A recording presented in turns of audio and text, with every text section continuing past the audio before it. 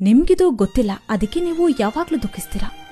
ಒಂದರಲ್ಲಿ ಒಬ್ಬ ಶ್ರೀಮಂತ ವ್ಯಾಪಾರಿ ಇದ್ದ. ಅವನಿಗೆ ಯಾವುದರಲ್ಲೂ ಕೊರತೆನಿರಲಿಲ್ಲ. ಆದ್ರೆ ಒಂದ್ಸಾರಿ ಅವನಿಗೆ ವ್ಯಾಪಾರದಲ್ಲಿ ಬಹಳ ನಷ್ಟ ಉಂಟಾಗುತ್ತೆ. ಎಷ್ಟರ ಮಟ್ಟಿಗೆ ಅಂದ್ರೆ ಅವನು ಅಂಗಡಿ ಬಾಗಿಲನ್ನು ಸಹ ಮುಚ್ಚುತ್ತಾನೆ, ಎಲ್ಲವನ್ನೂ ಕಳ್ಕೊತಾನೆ. ಆದ್ರೆ ಕೊನೆಗೆ ಅವನ ಬಳಿ ಒಂದು ಮನೆ ಮಾತ್ರ ಇರುತ್ತೆ. ಹೀಗಾಗಿ ಆ ವ್ಯಾಪಾರಿ ತನ್ನ ಕುಟುಂಬವನ್ನ ಹೇಗ್ ನೋಡ್ಕೊಳ್ಳೋದು, ನನ್ನ ಹೆಂಡತಿ ಮಕ್ಕಳನ್ನ ಯಾವ ರೀತಿ ನಾನು ಸಾಕ್ಬೇಕು ಅಂತ ಬಹಳ ಕಂಗಾಲಾಗಿರ್ತಾನೆ. ಆ ವ್ಯಾಪಾರಿ ಆ ರೀತಿ ಇರೋದನ್ನ ನೋಡಕ್ಕಾಗದೆ ಅವನ ಕುಟುಂಬಸ್ಥರು ಅವನನ್ನ ಒಂದು ದಿನ ದೇವಸ್ಥಾನಕ್ಕೆ ಅಂತ ಕರ್ಕೊಂಡು ಹೋಗ್ತಾರೆ. ದೇವಸ್ಥಾನದಿಂದ ಹಿಂತಿರುಗಿ ಬರ್ಬೇಕಾದ್ರೆ ಅವನ ಮನೆಗೆ ಬೆಂಕಿ ಬಿದ್ದಿರುತ್ತೆ. ಅದನ್ನ ನೋಡಿ ಆ ವ್ಯಾಪಾರಿ ಕುಸಿದು ಬಿದ್ದ, ತುಂಬಾ ದುಃಖಿಸ್ತಾನೆ.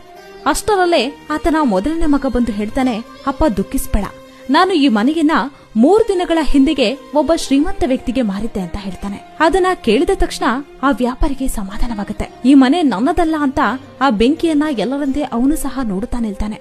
ಅಷ್ಟರಲ್ಲೇ ಎರಡನೇ ಮಗ ಬಂದು ಹೇಳ್ತಾನೆ, ಅಪ್ಪ ಆ ಶ್ರೀಮಂತ ವ್ಯಕ್ತಿ ಕೇವಲ ಅಡ್ವಾನ್ಸ್ ಅನ್ನ ಕೊಟ್ಟಿದ್ದಾನೆ, ಪೂರ್ತಿ ಹಣವನ್ನ ಕೊಟ್ಟಿಲ್ಲ. ಮನೆಗೀಗ ಬೆಂಕಿ ಬಿದ್ದಿದೆ, ಸುಟ್ಟು ಕರುಕಲಾದ ಮನೆಗೆನ್ನ ಅವನು ಹೇಗ್ತಾನೆ ಒಪ್ಕೋತಾನೆ ಅಂದಾಗ ಆ ವ್ಯಾಪಾರಿಗೆ ಮತ್ತೆ ದುಃಖವಾಗತ್ತೆ. ಮತ್ತೆ ದುಃಖಿಸಲು ಆರಂಭಿಸ್ತಾನೆ. ಆಗ ಮೂರನೇ ಮಗ ಬಂದು ಹೇಳ್ತಾನೆ, ಅಪ್ಪ ದುಃಖಿಸ್ಬೇಡ, ಆ ಶ್ರೀಮಂತ ವ್ಯಕ್ತಿ ಈಗ ತಾನೆ ನನಗೆ ಕಾಲ್ ಮಾಡಿದ್ರು. ನಾನು ಆ ಮನೆಯನ್ನ ಕೊಂಡ್ಕೊಳ್ಳೋದಾಗಿ ಹೇಳಿದಾಗ ಆ ಮನೆ ಉತ್ತಮ ಸ್ಥಿತಿಯಲ್ಲೇ ಇತ್ತು ಮತ್ತು ನೀವ್ಯಾರು ಮನೆಯಲ್ಲಿ ಇಲ್ಲದಾಗ ಈ ಘಟನೆ ನಡೆದಿದೆ. ಹೀಗಾಗಿ ನಾನು ಮಾತು ಕೊಟ್ಟಂತೆ ನಿಮಗೆ ಪೂರ್ತಿ ಹಣವನ್ನ ಕೊಡ್ತೀನಿ ಅಂತ ಹೇಳಿದ್ರು ಅಂತ ಹೇಳ್ತಾನೆ. ಆಗ ಆ ವ್ಯಾಪಾರಿಗೆ ಖುಷಿಯಾಗುತ್ತೆ. ದೇವರಿಗೆ ಕೈಮುಗಿದು ಎಲ್ಲರಂತೆ ತಾನು ಒಬ್ಬನಾಗ್ತಾನೆ. ನೋಡಿ, ಇಲ್ಲಿ ಯಾವುದು ಬದಲಾಗಿಲ್ಲ. ಅದೇ ಮನೆ, ಅದೇ ಬೆಂಕಿ, ಅದೇ ನಷ್ಟ. ಆದ್ರೆ ಮನೆ ನಂದು ಅಂತ ಅಂದ್ಕೊಂಡಾಗ ಆ ವ್ಯಾಪಾರಿಗೆ ದುಃಖ ಆಯ್ತು. ಮನೆ ನಂದಲ್ಲ ಅಂದ್ಕೊಂಡಾಗ ಅವನಿಗೆ ದುಃಖ ಆಗ್ಲಿಲ್ಲ. ಈ ಪ್ರಪಂಚದಲ್ಲಿ ಯಾವುದೂ ಶಾಶ್ವತವಲ್ಲ.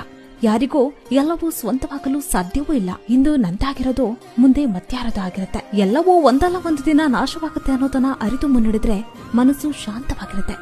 ವಿಡಿಯೋ ಇಷ್ಟ ಆಗಿದ್ರೆ ಫಾಲೋ ಮಾಡೋದನ್ನ ಮರಿಬೇಡಿ. ಸಿಗೋಣ ಮುಂದಿನ ವಿಡಿಯೋದಲ್ಲಿ.